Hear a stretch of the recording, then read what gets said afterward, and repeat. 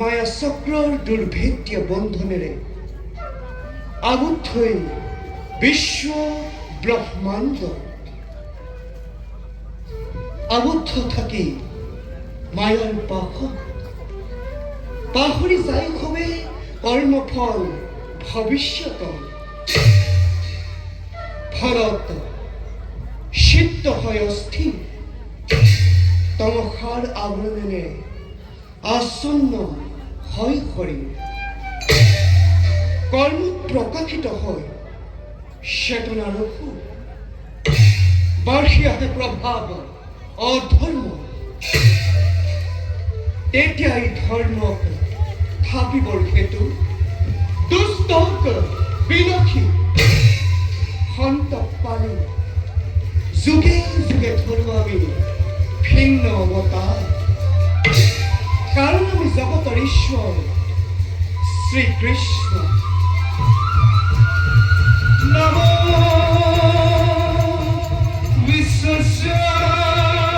বিশ্বস্বৰূপায় বিশ্বসত্য একবে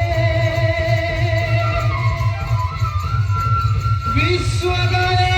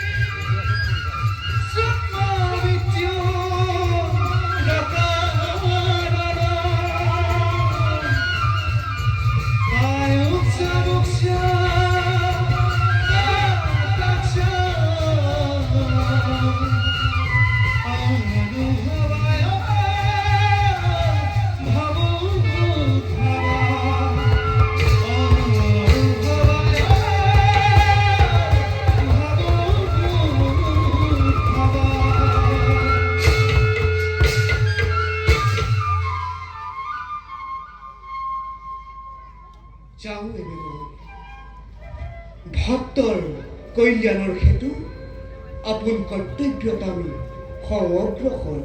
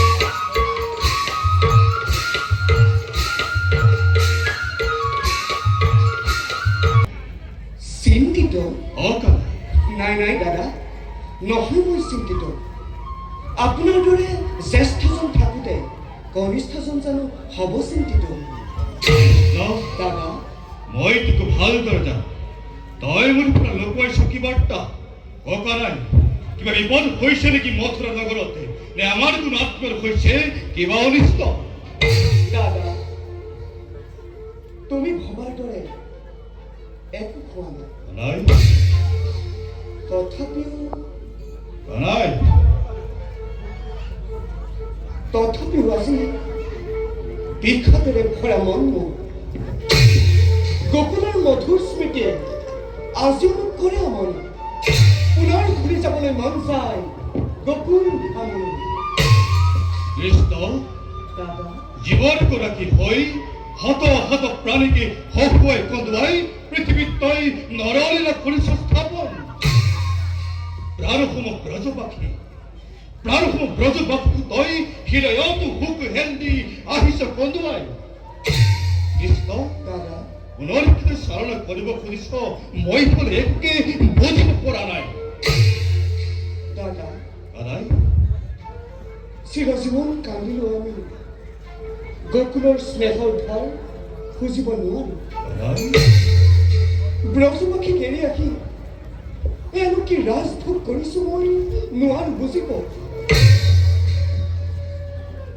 ভক্তৰ চকু পানী দেখি ভক্তৰ চকু পানী দেখি আজি মোৰ অন্তৰে কান্দিব লাগিছে। নাই নাই দাদা মই আৰু মৌন হৈ থাকিব নোৱাৰো। বলা দাদা আমি পুনৰ ঘূৰি যাওঁ ব্ৰজধামলৈ। কি ক'লে পুনৰ ঘূৰি যাওঁ ব্ৰজধামলৈ? নাই নাই নাই নাই কৃষ্ণ সেই কথা কোনো পক্ষে এই সময়ত নহয় সম্ভৱ। দাদা বল কৃষ্ণ দাদা গ্ৰন্থম আমাৰ অৰ্থগিৰি অস্থিয়ে স্বামী সত্যৰ প্ৰতি খোজ ল'বৰ বাবে পিতৃদ্বাৰা খণ্ডৰ পথে গমন কৰিছে।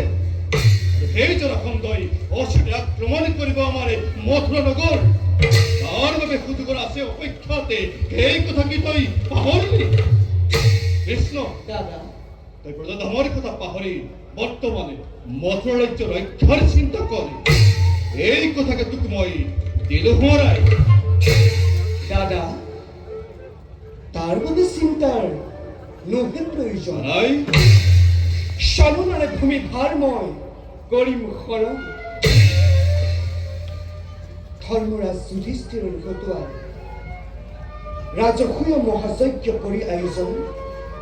দ্বিতীয় পাণ্ডৱ বৃকুটৰৰ ঘটোৱাই জৰাসন্ধক কৰিম নিধন।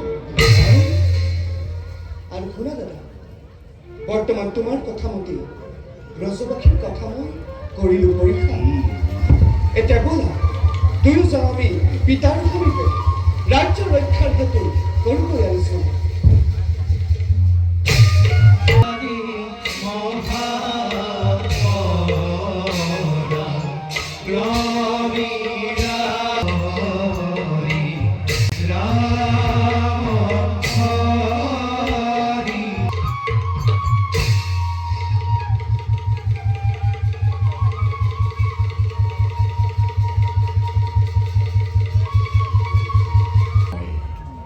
নাম মোৰ মুচকুন্দ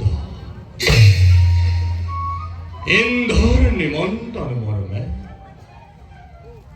স্বৰ্গৰ ৰক্ষাৰ হেতু আহিছিলো মই অমৰাৱতীপুৰলৈ।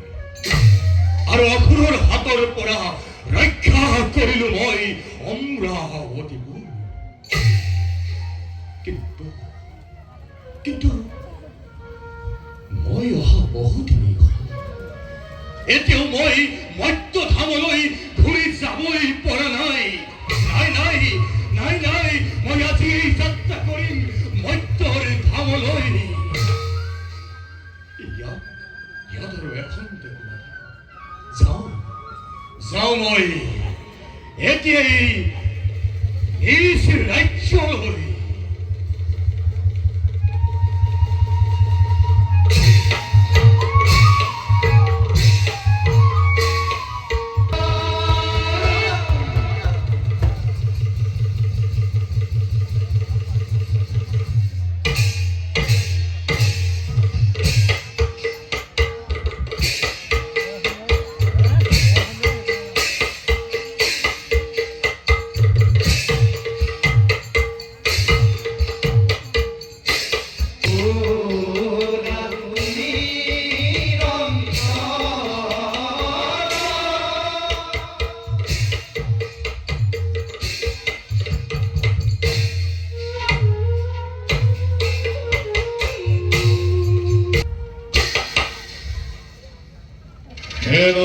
সেনাপতি বলি সিংহ মহারাজ মগধ নিপতিময় নামূল জনাখন্ধ জগত বিধি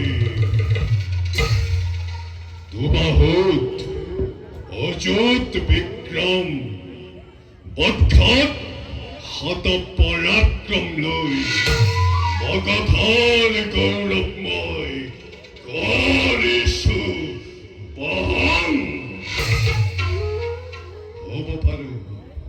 হ'ব পাৰো মই সৃষ্টিৰ ঘৃণিত নিম্ন নিয়তেৱ সমাজৰ মগধ নিপতে তথাপিতো মই হৈছো সত্যৰ বাবে কাৰণ ত্ৰাসৰ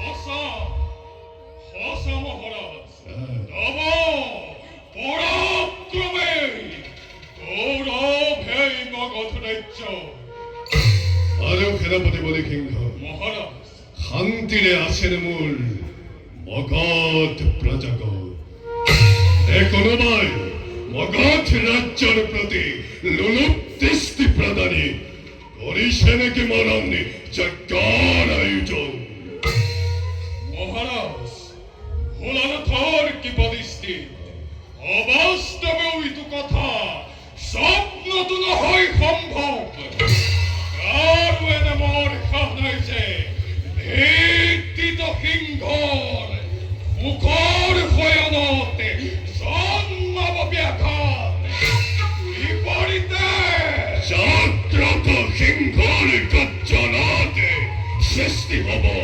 ধ্বংসযজ্ঞ লাগিব খলকনি সত্তৰ ওপৰত আৰম্ভ হ'ব মৰণৰ চন্দ্ৰ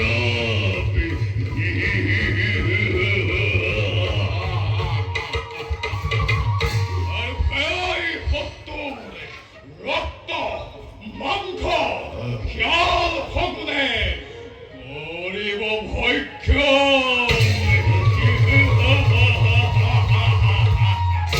ধন্য ধন্য সেনাপতি তোমাক মই শতবাৰ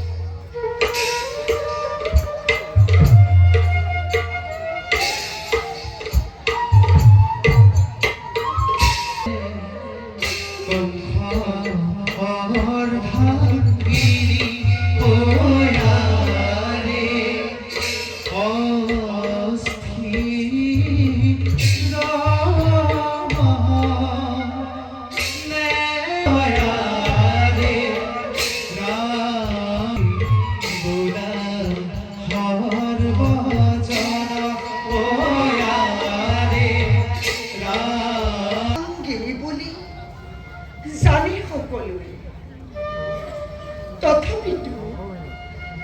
তথাপিতো স্বামীহীন লাঞ্ছনা বঞ্চনাৰে জৰ্জৰিত হৈ আহিছো মই পিতৃৰ কাষে উন্মাদিনী আজি মই নিষ্ঠুৰ কৃষ্ণ আৰু বলৰামে মোৰ সোণৰ সংসাৰ ভাঙি জীৱন্তে মোকে বিধৱা সজালে।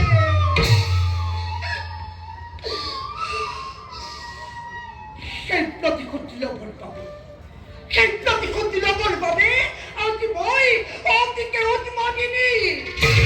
উন্মাদিনী মই কলৈ যাওঁ আই? মাতি প্ৰতিবছৰ প্ৰতিশোধ ল'বৰ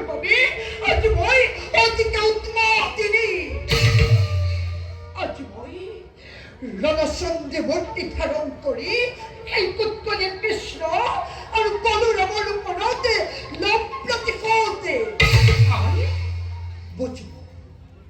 বুজিব জগতে স্বামীক হত্যা কৰাৰ পৰিণাম কিমান ভয়ংকৰ। যাদৱক ধ্বংস কৰাৰ সংকল্প মই কৰিছো ৰচনা। আৰু আজিৰ পৰা সমস্ত মথুৰাপুৰ শ্মশানত মই কৰিম পৰিণতে।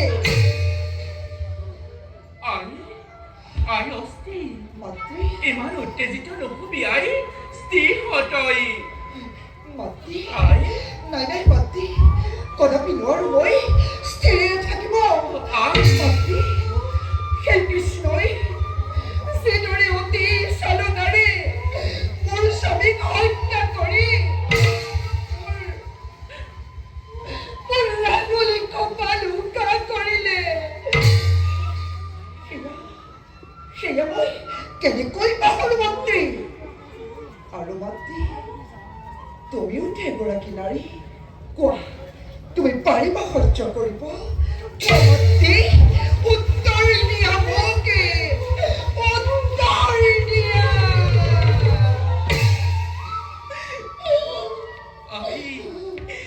আই অস্থিৰ তোৰ এই বিধৱা বেশ দেখি শোকত মোৰ দাবা অগ্নি জ্বলিছে হৃদয়তে। কিন্তু তই স্থিৰ হৈ ইমান উত্তেজিত নহবি।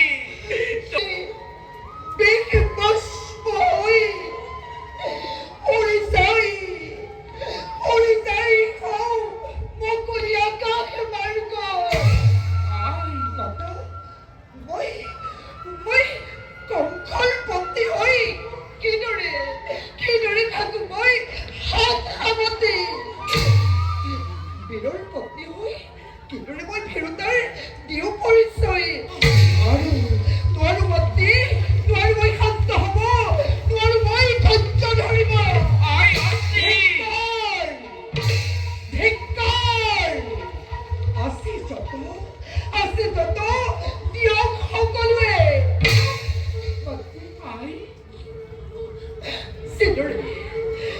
যিদৰে কান্দিছো মই, সেইদৰে কান্দিব লাগিব এদিন কৃষ্ণ বলোৰাম আৰু তেওঁলোকৰ পত্নীগণে।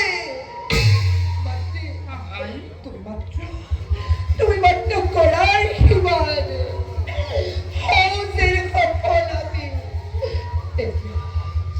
এতিয়া যাওঁ মই পিতাৰ সমীপে। মথুৰাপুৰ ধ্বংসৰ হেতু দুয়ো আমি গুপ্ত আলোচনাত সকৈ মিলিত। পিতা এই হব এক ঘোর বিপর্যয়। ভগতরাজ এনে অবান্তর ভাবনাকে করক পরিত্যাগ। বিশ্ব ব্রহ্মাণ্ডতে এনে কোনো শক্তি নাই যিয়েই মগধৰ শান্তিত জন্মাব ব্যাঘাত। সেনাপতি মহাৰাজ আশ্বাসিত হল শুনি তোমাৰ সত্য বচন। এয়াই গৌৰৱ মোৰ, সেই গৌৰৱান্বিত যে মগধ নগৰ।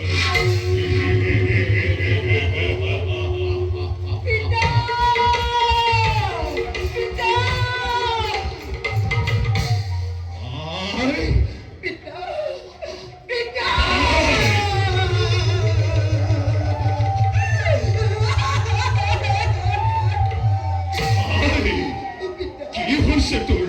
কিয় তই এনে বেশ কৰিছ থাৰণ? কপিলীৰ বস্ত্ৰ চোৰ ৰাখাল কৃষ্ণই অন্যায়ভাৱে মোৰ স্বামীক হত্যা কৰিলে। স্বামী সন্তাৰ ওপৰতে প্ৰতিশোধ ল'ম বুলি আজি মই এই বেশে কৰিছো ধাৰণে সত্য এক গোৱালৰ পুত্ৰৰ সিংহৰ কন্যাক কৰিলে এনেকুৱা অৱস্থা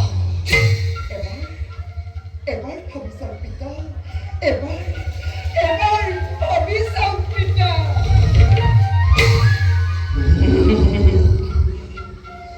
প্ৰাণৰ কন্যাই কিদৰে সহ্য কৰিছে এনে দাৰুণ যন্ত্ৰণা স্বামী হত্যাৰ সুখত তথাপি মোৰ কন্যাৰ হৃদয় ভৰ যৌৱনতে আজি তাই হল বিধৱা সামান্য এক গোৱালৰ ল'ৰাই মোৰ জামাতাক হত্যা কৰিলে নাই আৰু মই সহ্য নকৰো কুটকলীয়া কৃষ্ণ এই মগধ ৰাজৰ হাতত তই নাপাবি নিস্তাৰ মৃত্যু তোৰ চাপেৰ ওচৰ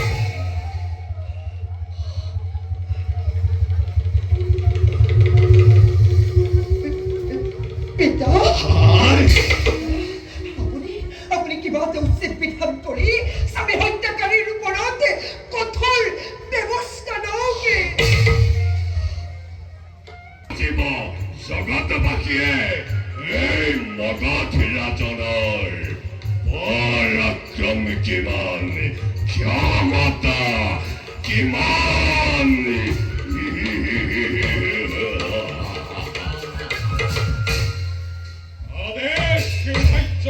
সেনাপতিবাৰী সিংহ শিক্ষে কৃষ্ণৰ সমেত যুদ্ধৰ ঘোষণা কৰা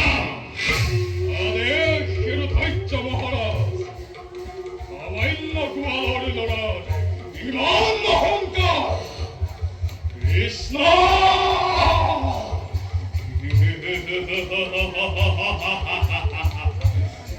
কৃষ্ণ হেনো জগতৰ ঈশ্বৰ গোপিনীৰ বস্ত্ৰ চোৰক ঈশ্বৰ এবাৰ সম্ভাল দৰে কি দৰে ৰক্ষা কৰাটো হতৰ যাদৱ বাহিনী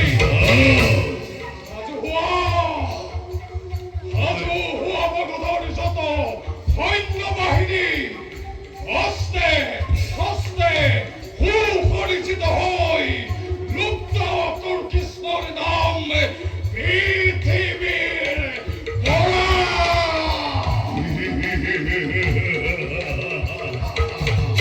সুন্দৰ চমৎকাৰ সেনাপতি ত্ৰিভুৱন কপাই যুদ্ধযাত্ৰাৰ ধৰা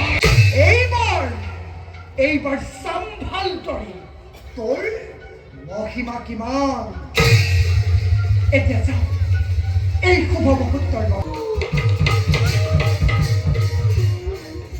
এইখনটো মোৰ অযোধ্যা নহয় ক'ত মোৰ অযোধ্যা কলৈ আহিলো মই ইয়াত কাকো দেখা নাই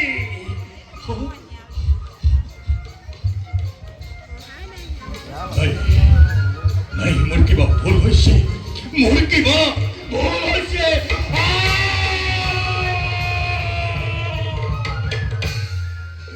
কলৈ আহিলো মই ক'ত আছো মই মোৰ ৰাজ্যৰ সলনি দেখোন চাৰিওফালে গছ গছনি জীৱ জন্তু কেনি যাওঁ ক'ত গ'লে মোৰ ৰাজ্যৰ পথৰ সন্ধান পাম প্ৰভু দয়াময় মোক ৰাজ্যৰ পথৰ সন্ধান দিয়া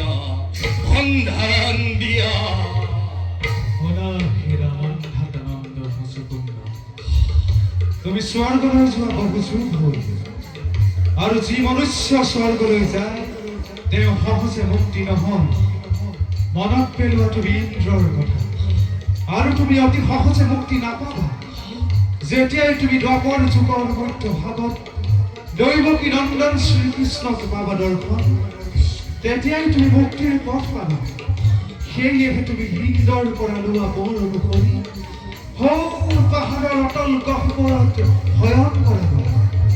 আৰু তোমাৰ শয়নত যি জন্মাব ব্যাঘাত, তেওঁ তোমাৰ কুপদৃষ্টিত পৰি এক নিমিষতে হ'ব পাৰে ভস্মস্ত। যোৱা সেই মন্থৰ নন্দন নকৰি কলম, যোৱা সেই মন্থৰ নন্দন নকৰি কলম। ঠিক ঠিক পুনৰ মোক সোঁৱৰাই দিলে আকাশবাণী। মনতে পৰিছে মোৰ ইন্দৰ কথা। মোৰ আশা ভৰসা সকলো কালৰ কুটিল গতিটি বিলীন হৈ গ'ল। সত্য যুগ ত্ৰেতা যুগ পাৰ হৈ দাপৰ যুগত ভৰি দিল। কিন্তু এতিয়াও মোৰ মুক্তি হোৱা নাই। মই কি ভুল কৰিলো? আজি মোৰ এনে অৱস্থা হ'ল। মাত্ৰ স্বৰ্গ ৰাজ্য অসুৰৰ হাতৰ পৰা ৰক্ষাৰ হেতু আহিছিলো স্বৰ্গলৈ। এয়াই নেকি মোৰ ভুল? হে বিধাতা, তুমি মোৰ ভাগ্যত ইয়াকেই লিখিলা। অত যুগ ধৰি কিয় মোক মত্যৰ ধামৰ পৰা বঞ্চিত কৰিছা? হে চন্দ্ৰ সূৰ্য নক্ষত্ৰ মণ্ডলী, কিদৰে চাই আছেনে নিদাৰুণ দৃশ্য? হে বজ্ৰঘাতে এতিয়াও মোক শেষ কৰি দিয়া নাই কিয়?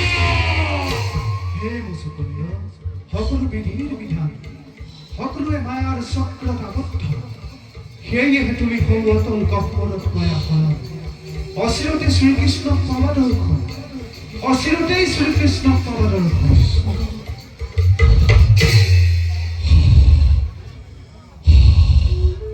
আৰু অনৰ্থক চিন্তা নকৰি এটিক্ষণে যাওঁ মই সৌ অটল গহ্বৰত কৰোগৈ শৰণ।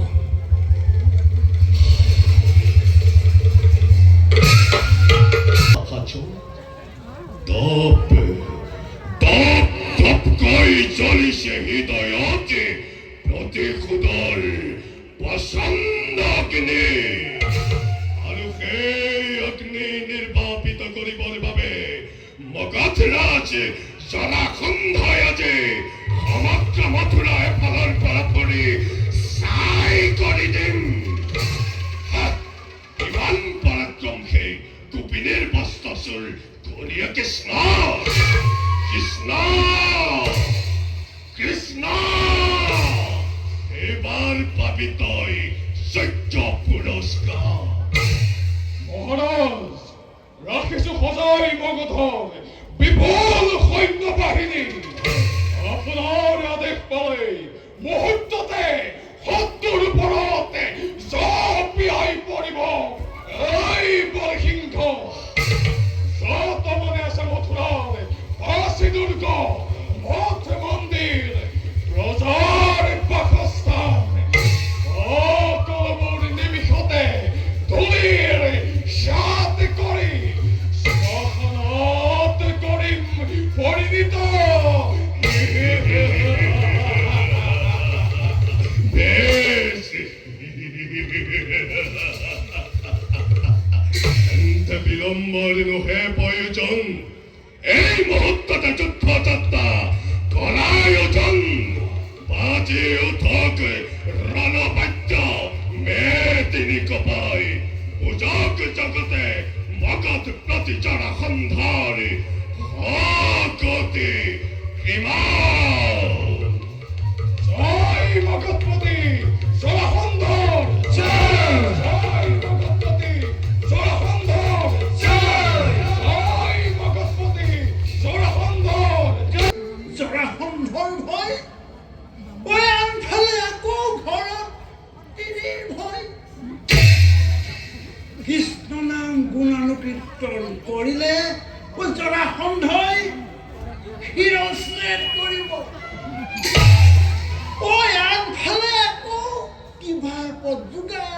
দিব নোৱাৰিলে ঘৰত গৃহিণীৰ খেচনি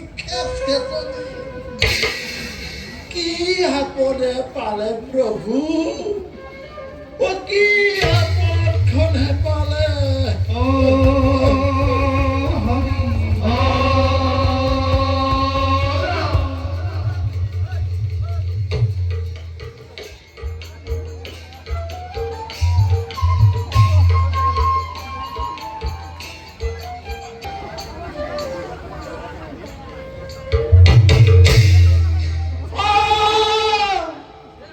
মই গোটেইখন বিচাৰি ফুৰিছো এজন আহি ইয়াত থমথমকে বহি আছে হেৰি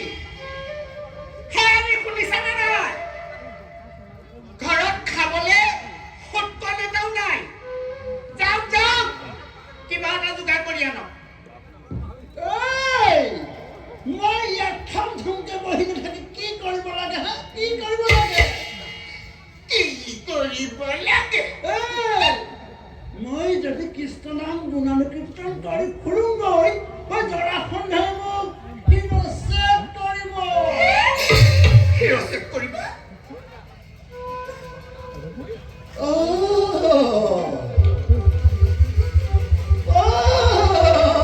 তইতো মোৰ শিৰচ্ছেদ হোৱালৈ দেখে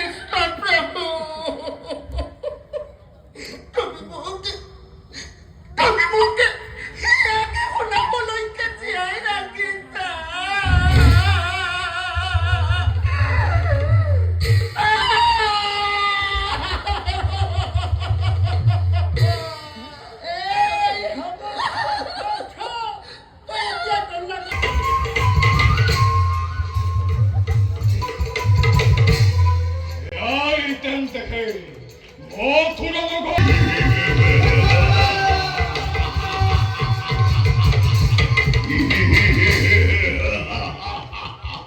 ধন্য ধন্য সেনাপতি ধন্য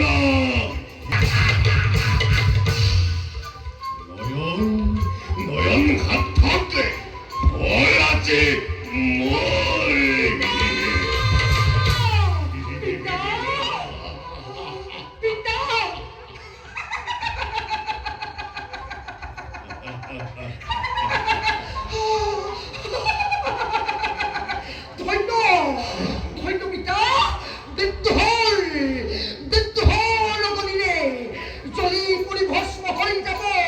মথুৰা নগৰ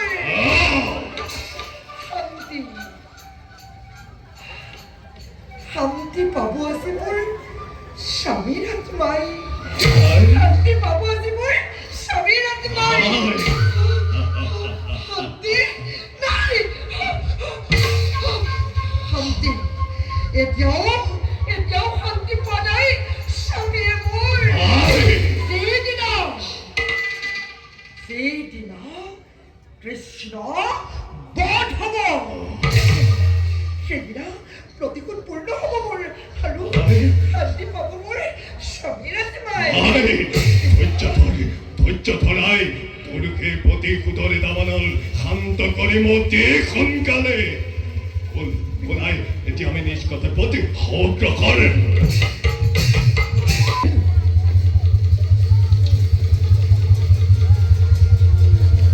তেন্তে ব'লা দাদা যুদ্ধ যাত্ৰা কৰো আৰম্ভ এই হওক জয় যদুপতি কৃষ্ণৰ জয় জয় ৰাম কৃষ্ণৰ জয় জয় জগবীৰগণৰ জয় জয় জয় যুদ্ধ হেতু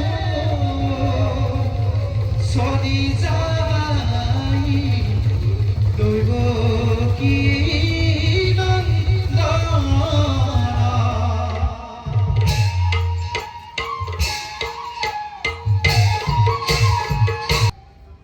শুনা হেৰা মগধ ৰাজন কিয় কৰা নৰ্থক দ্ৰোহাচৰণ কিয় কৰা যুদ্ধৰ আয়োজন হ'ব জানো তোমাৰ উদ্দেশ্য সাধন শুনা ৰাজন এতিয়াও দিওঁ তোমাক সেইটো পৰে ঘূৰি যোৱা অনাথ পলমে নিজ ৰাজ্যলৈ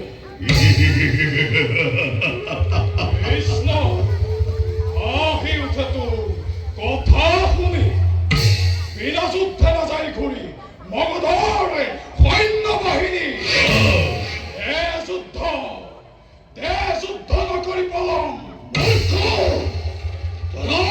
ভিত্ত হৈ কৰি ইমান অহংকাৰ নাজানে তই জান পাৰি বিৰক্ষৰ কথা কুৰংগাৰী এই নামৰ প্ৰহাৰ পাবি তই বীৰত্বৰ প্ৰমাণ জনগণ ই চাই আছা আক্ৰমণ কৰা নিষ্মতি জাত জগৎ বিদিত জনসন্ধকে এতিয়াও নিচিনিলি যাৰ ভয়ত দিনেও তলৈক হয় কম্পমান